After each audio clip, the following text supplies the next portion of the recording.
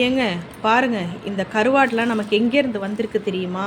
யார் குடுத்தாங்கன்னு தெரியுமா? பாருங்க எவ்வளோ ஃப்ரெஷ்ஷாக இருக்குது பாருங்கங்க.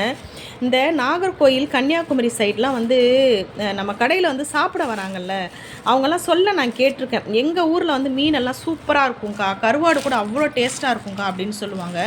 நிஜமாலுமே இருக்குங்க. ஏன்னா வந்து பார்த்தீங்கன்னாக்கா, இந்த கருவாடு எல்லாமே வந்து பார்த்தீங்கன்னா, அந்த அளவுக்கு வந்து ரொம்ப ஃப்ரெஷ்ஷாக இருக்குங்க. அவ்வளோ ஃப்ரெஷ்ஷாக இருக்குது.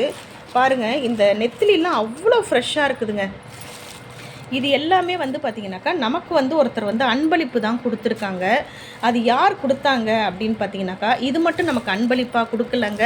அவங்க வந்து பார்த்தீங்கன்னாக்கா, பெருநாளுக்கு வந்து நமக்கு ரூ. 2500 பணம் போட்டிருக்காங்க.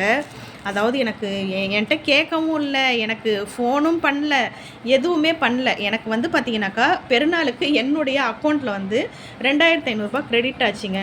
அது யாருன்னே எனக்கு தெரியல. தெரியாமலே இருந்தது. சரி என்னடா இது அப்படின்னு யோசிச்சுட்டே இருந்தேன். அப்புறமா வந்து பார்த்தீங்கன்னாக்கா, இந்த ஐயா அதாவது